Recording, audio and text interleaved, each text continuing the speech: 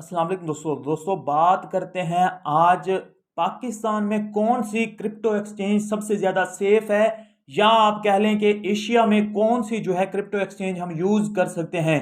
क्योंकि वक्त के साथ देखा गया है बायबिट भी हैक हो चुकी है। वजीर एक्स का आप देख लें, इंडिया की सबसे बड़ी जो एक्सचेंज थी उसका आज तक 8 महीने हो गए हैं, केस चल रहा है। लोगों के जो है कितने डॉलर, मतलब लाखों में डॉलर थे, मिलियन ऑफ डॉलर जो है वहां पे चले गए हैं, लेकिन 8 महीने हो गए। सुप्रीम कोर्ट ने भी अब कह दिया है कि इंडिया में क्योंकि क्रिप्टो रेगुलेट नहीं है तो इस मामले से हमारा कोई लेना देना नहीं है, हम किस तरह से इसका डिसीजन लें वो पेंडिंग में ही पड़ा हुआ है। वो भी हैक हो गई, लोगों के लाखों डॉलर जो है चले गए। इसी तरह जो है बायबिट हैक हुई लेकिन बच गई, एफटीएक्स हैक हो चुकी है।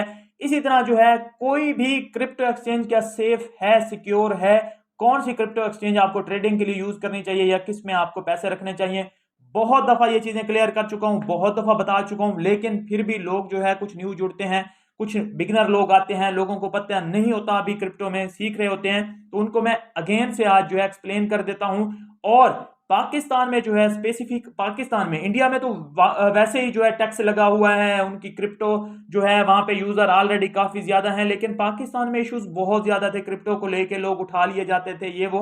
तो क्रिप्टो का फ्यूचर अब क्या बनने जा रहा है, तो ये मैं अगर आपको बताऊं ना, पाकिस्तान में जो है बिलाल बिन साकिब ने जो जब से जो है क्रिप्टो काउंसिल का ओहदा संभाला है, सीईओ बना है, उसने 32 दिन में ऐसा कुछ कर दिखाया है जो कि इम्पॉसिबल लगता था। कभी ये हमने सोचा ही नहीं था कि एडवाइजर जो है क्रिप्टो काउंसिल का वो सीजी पाकिस्तान का हो सकता है। जो सीजी दुनिया का अमीर तरीन बंदा है, जिसके एसेट्स बिलियन ऑफ डॉलर में है, वो क्रिप्टो का एडवाइजर पाकिस्तान का हो सकता है, ये हमने ख्वाबों में भी नहीं सोचा था।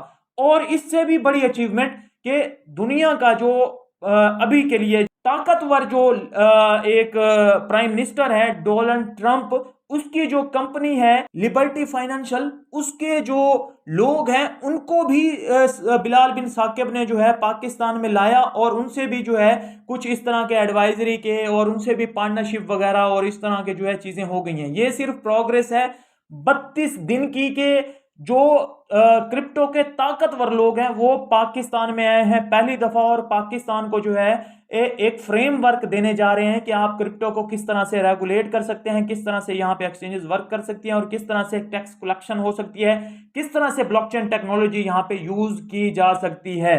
तो ये सारी चीजें बेसिकली होने जा रही हैं, जिसका तमाम क्रेडिट मैं बिलाल बिन साकिब को देना चाहूंगा। और वो एक परफेक्ट बंदा था इस चीज के लिए, और जिन्होंने उसको अपॉइंट किया उनको भी क्रेडिट देना होगा कि उसने एक सही बंदा जो है चूज किया इस पोस्ट के लिए। तो अभी तो स्टार्ट हुआ है, लेकिन आने वाले 1-2 सालों में आपको बहुत ज्यादा इवेंट्स होते हुए भी नजर आएंगे क्रिप्टो के।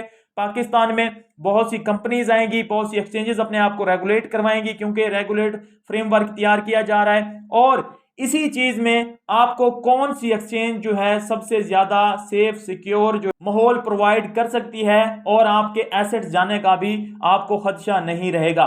तो अब बहुत से लोग यही सोच रहे होंगे, क्योंकि पाकिस्तान के जो एडवाइजर लग गया है वो सीजी लग गया है, तो सीजी की जो एक्सचेंज है वो है बाइनांस। तो सबसे पहले तो यकीनी यही बात है कि बाइनांस ही जो है पाकिस्तान में रेगुलेट होगी, और बाइनांस को ही सबसे ज्यादा यहाँ पे सपोर्ट किया जाएगा।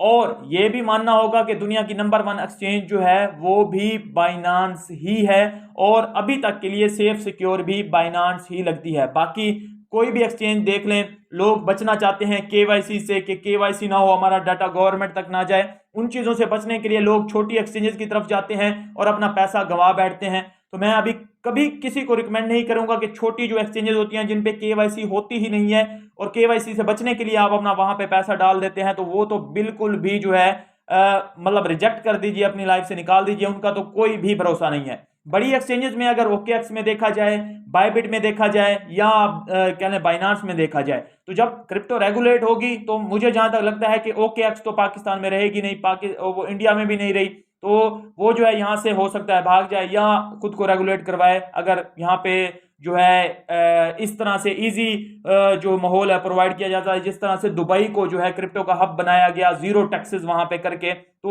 वहां पे सारे इवेंट्स भी होते हैं, सारा कुछ होता है। तो पाकिस्तान को भी अगर हब की तरह जो है क्रिप्टो का बनाना है, तो यहाँ पे भी जो है ईजी माहौल जो है प्रोवाइड करना पड़ेगा कंपनीज को। तो आपको मैं बता दूं, चाहे वो बाइनांस हो, चाहे कोई भी एक्सचेंज हो, जिसका चाहे ओनर भी पाकिस्तान में एडवाइजर लगा हो या इंडिया में एडवाइजर लगा हो या कहीं पे भी आप इंडिया में, पाकिस्तान में कहीं पे भी यूज करते हो, बांग्लादेश में, कोई भी एक्सचेंज को आप 100% सिक्योर नहीं कह सकते।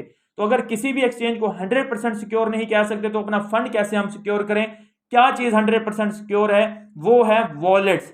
वो वॉलेट्स जिसके साथ आप एयर ड्रॉप ज्वाइन नहीं करते, जो आपने कभी किसी साइट से कनेक्ट नहीं किए, जो आपने जो है कभी किसी को उसकी 12 फ्रेज शो नहीं करवाए, जो आपका जो है एक अलग वॉलेट है जिसकी की आपके पास है, वो सिक्योर है, वो कहीं नहीं जाने वाला जितनी देर में उसमें आपने फंड रखना है। हार्डवेयर वॉलेट आप लेजर का ले सकते हैं, और भी बहुत से वॉलेट हैं, उनमें से अगर कोई आप ले लें तो वो तो बहुत ही ज्यादा सिक्योर हो जाएंगे। लेकिन आपके पास अगर फंड नहीं है तो आपके जो ट्रस्ट वॉलेट होता है, मेटामास्क वॉलेट होता है, जो मोबाइल में आपके वॉलेट होते हैं, सेफ पॉल वॉलेट, जिनका ऐप आप इंस्टॉल करते हैं, वो भी बहुत हद तक सिक्योर हैं, उनसे भी आपको कोई मसला नहीं होगा।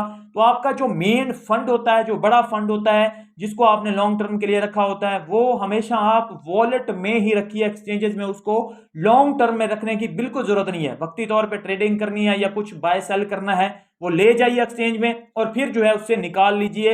लंबे अरसे के लिए हजारों डॉलर एक्सचेंज में रख के बैठे रहना मेरे हिसाब से बेवकूफ़ी है, क्योंकि कोई भी एक्सचेंज को 100% हम सिक्योर नहीं मान सकते, ना कह सकते हैं, चाहे वो किसी भी हवाले से रेगुलेट हो, कुछ भी हो, क्योंकि साइबर अटैक्स बहुत होते हैं और जब उनके पास से फंड चला जाता है तो लोगों को देने के लिए जो है फंड होता ही नहीं है उनके पास, तो वो कहां से दें? फिर केस चलते रहते हैं और डिफरेंट सिनेरियो बनते रहते हैं। जिस तरह वजीर एक्स का जो है सीन चला हुआ है इंडिया में, हालांकि वो वजीर एक्स जो है इंडिया की अपनी जो एक्सचेंज थी वो भी पैसे पे नहीं कर पा रही यूजर्स को। तो चाहे कोई भी एक्सचेंज हो जाए वो सिक्योर नहीं होती, वॉलेट्स में ही आपको फंड रखना पड़ता है। मिलता हूं नेक्स्ट वीडियो में, अपना ख्याल रखिए, हमारे चैनल का भी। अल्लाह हाफिज।